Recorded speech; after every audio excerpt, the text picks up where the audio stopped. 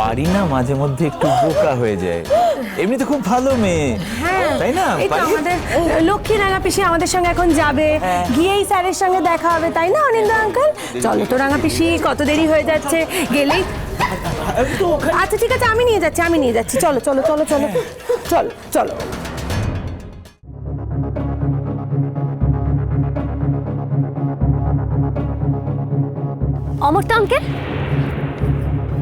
Amartya uncle, মুখ কতক্ষণ ধরে তোমাকে খুঁজে বেড়াচ্ছি জানো অমর্ত্য আঙ্কেল? ওই যে ভদ্রলোক, ওই যে মিউজিক ডিরেক্টর, উনি জোর করে রাঙা পিসিকে নিয়ে কুয়ারে যেন চলে গেলেন। এই কথাটা বলার জন্য তুমি আমার কাছে কেন এসছো কাজল? তুমি কি জানো যে ওই অনুষ্ঠানে বাড়ির আরো অন্যান্য অনেক গার্জেন ছিলেন? তোমার যদি বলার হতো তুমি তাদের বলতে পারতে। অমর্ত্য আঙ্কেল, ওরা তো নিশ্চিন্তে ওই অজানা অচেনা ভদ্রলোকের ওপর রাঙা পিসিকে ছেড়ে দিয়ে চলে গেল। তাছাড়া ওদেরকে বলার মোর কোনো ইচ্ছাও ছিল না। মোর মনে হয়েছে তোমাকে কথাটা বলা দরকার, তাই। তোমার ভুল মনে হয়েছে। বাড়ির জীবনে এখন নতুন গার্জেন চলে এসছে, সেখানে আমার আর কোনো ভূমিকা নেই। ভূমিকা আছে কিনা সেটা তো মু অনুষ্ঠানের সময় দেখেছি অমর্ত্য আঙ্কেল। শুধু দেখেছি নয়, দু চোখ ভরে দেখেছি। রাঙা পিসি মতে গ্রিন রুমে দেখা করার জন্য বলেছিল। মু যাইছিল সেপটে, আর আমি যাওয়ার সাথে সাথে দেখলাম ওই লোকটা চিলের মতো ছো মেরে পেছন দিক থেকে রাঙা পিসিকে গাড়িতে তুলে নিয়ে কোথায় যেন চলে গেল। কাজল, আজ পারফরমেন্সে পরে তোমার রাঙা পিসির একটা বড় হোটেলে ডিনার করার কথা। সেখানে সব এলিট ক্লাসের লোকজনরা থাকবেন। এইভাবেই তোমার রাঙা পিসির সামাজিকীকরণ ঘটবে। এর মধ্যে তুমি আমাকে কেন জড়াতে চাইছো বলো তো? অমর্ত্য আঙ্কেল, সেপাটে যদি ওই ঘরটার কোনো মনীষী থাকতো তাহলে মু কিচ্ছু মাইন্ড করতাম না। হয়তো এই কথাটা তোমাকে বলতেও আসতাম না। কিন্তু ওখানে একমাত্র ভূমি দিদি আছে। তুমি তো জানো অমর্ত্য আঙ্কেল, ভূমি দিদি এই জীবনে কোনোদিন কারোর কখনো ভালো চায়নি। তাছাড়া রাঙা পিসি যখন গাড়িতে উঠছিল তখন স্যার কোথায়, স্যারের কাছে যাব, মোর কাজল রানী বলে চিৎকার করে কাঁদছিল। না, একটু পরেই যখন অত বড় হোটেলে যাবে, অত বড় ডিনার পার্টি অ্যাটেন্ড করবে, তখন আর কিচ্ছু মনে থাকবে না। অত আলো, অত হইচই, অত লোকজন দেখে সব ভুলে যাবে তোমার রাঙা পিসি। যাও, তুমি বাড়ি চলে যাও।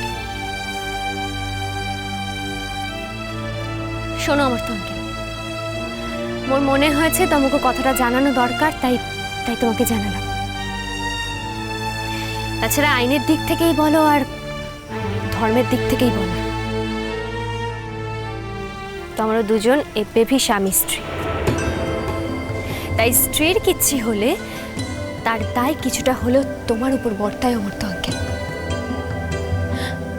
অবশ্য তুমি যদি সব্বু দায় দায়িত্ব নিজের গা থেকে ঝেড়ে ফেলে দাও তাহলে মোর কিচ্ছি বলার নেই। তবে মু বাড়ি যাব কি যাব না তার পরামর্শ আমি তোমার কাছ থেকে নেব না।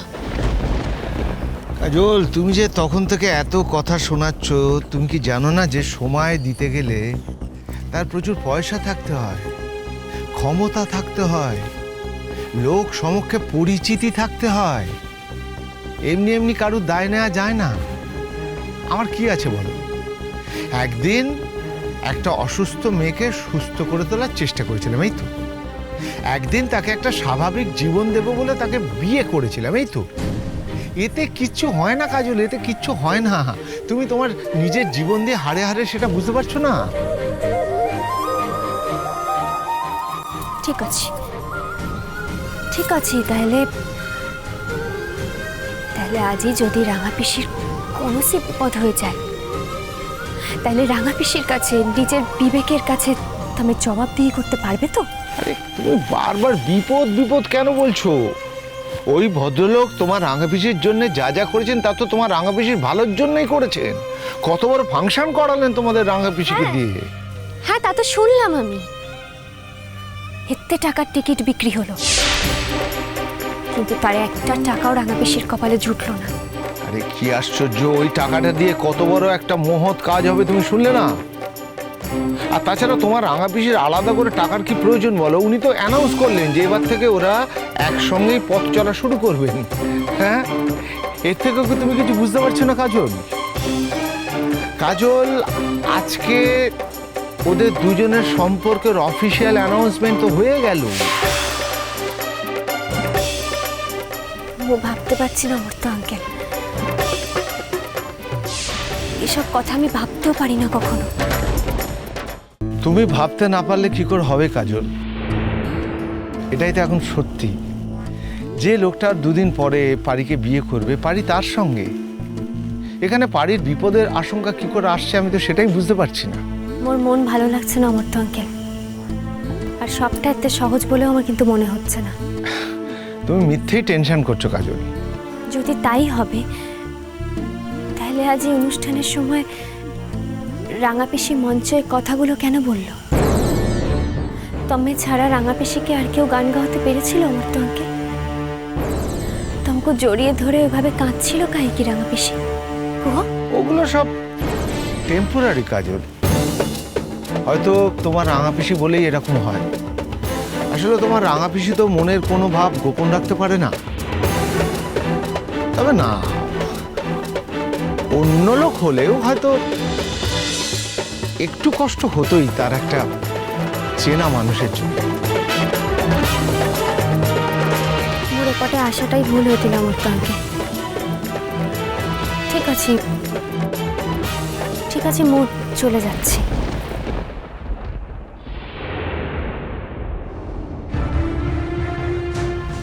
আচ্ছা অমর্ত্য আঙ্কেল, মতে গোটে কথা কই পারিবি? মানে ওরা কোন হোটেলে গেছে? সেটা আমি কি করে বলবো বলো? আমি হাওয়ায় হাওয়ায় যেটুকু শুনলাম সেটাই তোমাকে বললাম। আমি কি করে জানবো যে এরা কোন হোটেলে পার্টি করতে গেছে? ঠিক আছে, সে না হয় মো যেমনভাবেই হোক জেনে নেব। আসি। কোথায় যাচ্ছ কাজল? সেটি জানার তোমারও কোনো দরকার নাই অমর্ত্য আঙ্কেল। একা একা যাচ্ছ তো এত রাতে? তোমার সঙ্গে তো গাড়িও নেই। অমর্ত্য আঙ্কেল, মোর কাছের মানুষের বিপদের সম্ভাবনা আছে সেটা জেনেও আমার পাখরে গাড়ি নেই বলে আমি বাড়ি চলে যাবার তুমি ভাবলে কি করে? সবাই বদলেছে, সময়ও বদলেছে অমর্ত্য আঙ্কেল, কিন্তু কিচ্ছু মনীষী এভাবে বদলায়নি। দাঁড়াও দাঁড়াও, এসো আমার গাড়িতে, এসো, বসো গাড়িতে ওঠো। শুধুমাত্র লিফট নেওয়ার জন্য আমার তমসাঙ্গরে যাওয়ার কোনো দরকার নেই। আরে আমার উপর রাগ করছো কেন? আমি কি রাগের যোগ্য মানুষ?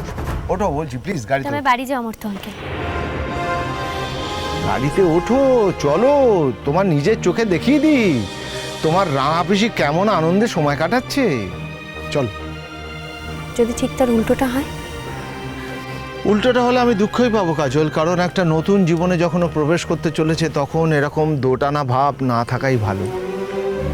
আমি চাই পারি যেখানে যাচ্ছে, যার কাছে যাচ্ছে, তার কাছে সে যেন ভালো থাকে। মু বিশ্বাস করি না অমর্ত্য আঙ্কেল,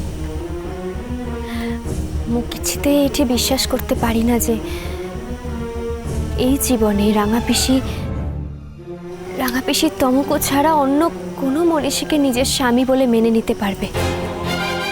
কাজল, তুমি যেমন ভাবো সেই চোখ দিয়েই এই দুনিয়াটাকে দেখো তো, সেই চোখ দিয়ে। চলো গাড়িতে ওঠো। ওকে, লেটস গো। Excuse me. রাঙা পিসি, ও রাঙা পিসি, এই যে ওঠো ওঠো, দেখো অমর্ত্য আঙ্কেল চলে এসছেন, তোমার কাজলরা নিয়ে এসে গেছে, কিন্তু আমাদের খুঁজে পাচ্ছেন, ওরা বোধহয় ওদিকটায় আছে। চলো তো আমরা খুঁজে আনি।